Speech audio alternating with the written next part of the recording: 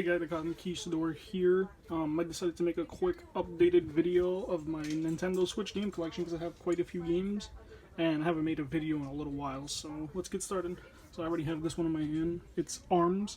I got this game earlier on when I got the Switch. I loved this game for a long time. I always played as Rayman. I haven't played it in quite some time, but it's a really good game. Maybe, you know, if the price would come down a little bit, maybe more people would buy it, but it's still a pretty good game. It's nice that Nintendo's branching out. Next up we got Bayonetta 2, and, you know, the Bayonetta collection comes with 1 and 2. I haven't really played this, played a little bit of the first one, but haven't gotten that far, so I can't really speak on it. Next up we got Cars 3 Driven to Win, another one that I didn't really play too much of. I love the original Cars game back on the PS2, so my brother ended up getting me this one for Christmas. It's still a pretty decent game, I just haven't played too much of it. Next up, we got Cave Story Plus, another one that I didn't play too much of. It's a pretty funny game though. In the beginning I get into a fight, trying to track down a girl, and a boss comes up to me, he's like, "So, what's up, you want to fight?" And I'm like, "No." And he goes, "Okay, bye." And he just leaves, and it just made me laugh when I started playing that game. Next up, we got Dragon Ball Xenoverse 2. Didn't play too much of this one, played a lot of the first one. I need to play this one again because I love the Dragon Ball Xenoverse games.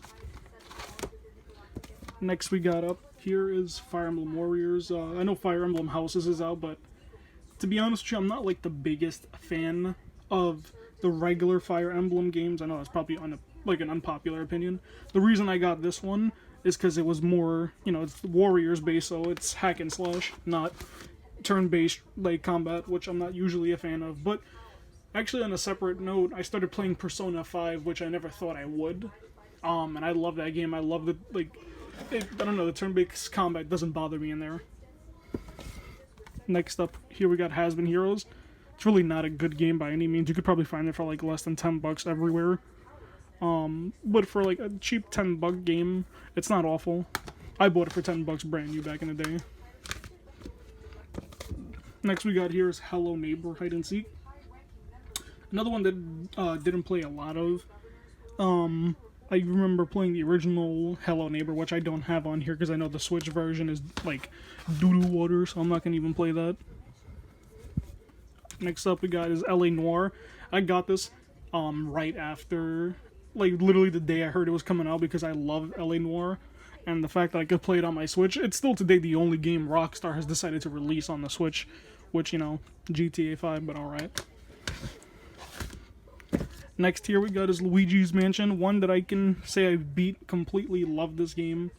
I had bought a Switch game and an Xbox One game, which I ended up returning just so I could buy this game because I wanted to play Luigi's Mansion so bad, and it's a really, really good game. If you don't have it, it's like one of those must-haves on the Switch now. Next here we got Mario Kart 8 Deluxe, which is another must-have. It's Mario Kart. Came out the same year the Switch came out, so if you have a Switch, odds are you have this or you're going to get it, you know. Next here we got is Mario and Rabbids Kingdom Battle. A game that I didn't think that I was gonna like when I originally saw it. I thought it was like awful. I'm like, what kind of game is this, you know? It was like mixing XCOM with Mario, which I thought it was dumb. But then my brother got it for his Switch, we played it together, and I fell in love, and I wanted it too. Yeah. Next we got here is Mario Tennis Aces. Another great Mario game. It's not like one that you would like go out of your way to get first, you know. I'd get any other Mario game first. But if you're into tennis and you're into Mario, I mean, what else can you do? Next year we got Megaman 11. The big comeback for Megaman, you know. We had Mighty Number 9, which wasn't like an amazing game. I don't think it was as awful as most people make it out to be, but it's not great. And then we got Mega Man 11, which is fantastic. I still need to beat this one. And it looks amazing on the Switch. We got Monopoly for Nintendo Switch. It's Monopoly, so you already know what to expect. Party Planet, just like a compilation of, 30 party games. Nothing like spectacular, but nothing like awful at the same time. Didn't really play too much of it, so yeah. A game I didn't expect to be that good. I don't know if it's Poi Explorer Edition. This is like, it's very reminiscent to me, like Mario Sunshine, where in this game instead of stars you have to collect these little ribbons, and it's just a really surprisingly good game, and I got it for less than $10.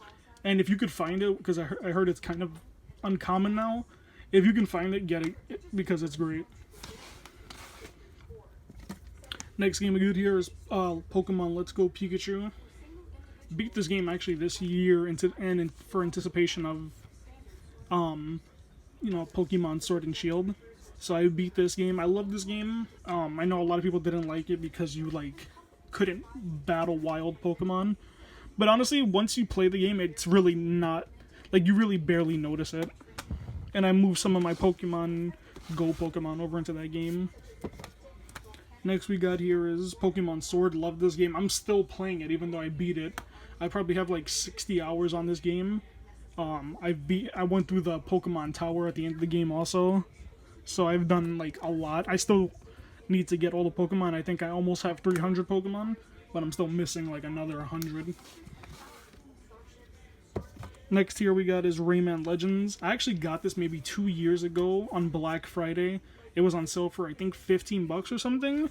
So for $15, this is a steal. This is an amazing 2D platformer game. If you can find it under $20 anywhere, get it because it's amazing.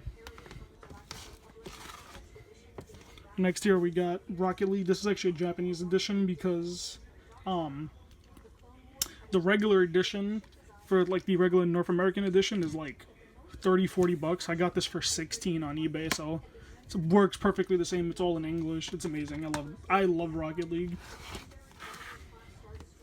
Next game we got here is the Sega Genesis Classics. Comes with 50, classic Nintendo. Oh, Genesis does with Nintendo, man. I say that as I'm going through a Nintendo collection. But yeah, really good game. If you love Sega, then this is a must-get for anybody. Next here we got is Civilization 6. I got this because I loved Civilization 5. I used to play it on my laptop, which... Actually, cool little fact, I'm getting a gaming PC for Christmas. I know a lot of people are like, oh, it's pre-built, it's not going to be great, but it's actually pretty decent. I made sure the specs were nice and all that. So yeah, I played Civ 5, loved it. So I decided to get this because, why wouldn't I want to play Civ on the go? Next here we got is Snipper Clips Plus.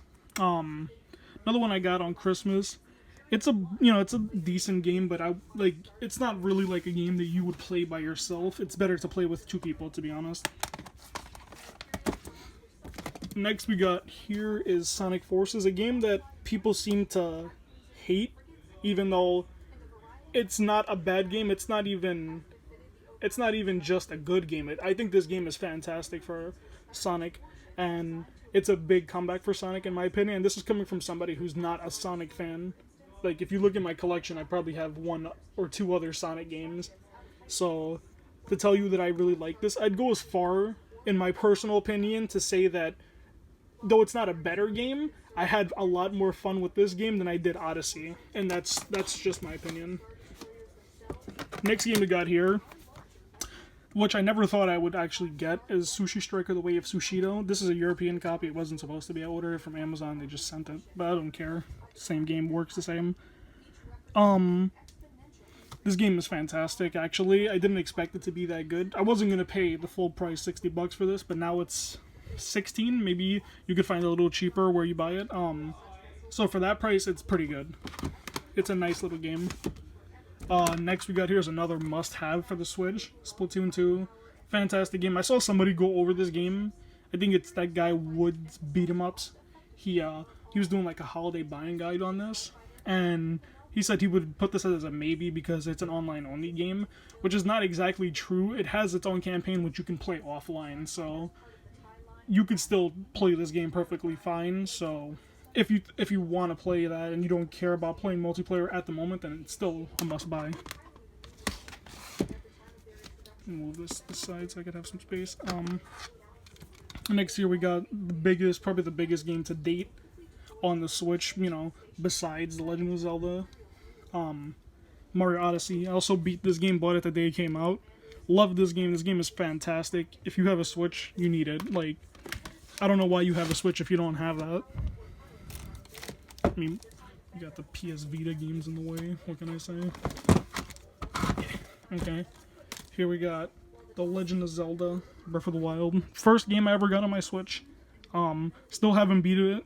I've only brought down the first beast, I think is what they're called in this game. Yes, I only brought down the first one. But it's still a really good game if you have a Switch. It's another must-buy. It's right there with Odyssey. Next game I got here is Troll and I think I got this game from GameStop. I ordered it from their website for like maybe like 10, 15 bucks, which it's not like a great price, but it's not as bad as everybody makes it out to seem. They did patch it quite a bit, so now it's a tolerable game. It's not a great game. I wouldn't go out of my way to get it, but if you can find it for less than 10 bucks, I'd say go for it. Next game we got here is Ultra Street Fighter 2: The Final Challengers. Amazing game, but if you get a Switch, you might as well get the Beat 'em Up collection, which comes with, not the Beat 'em Up collection, it's the anniversary or whatever. It comes with like a bunch of Street Fighter games, so I'd rather get that than this one. But if you're like a Street Fighter fanatic, then I guess get that, but it's not really worth it at this point. Next we got here is WWE 2K18, probably the worst Switch game ever.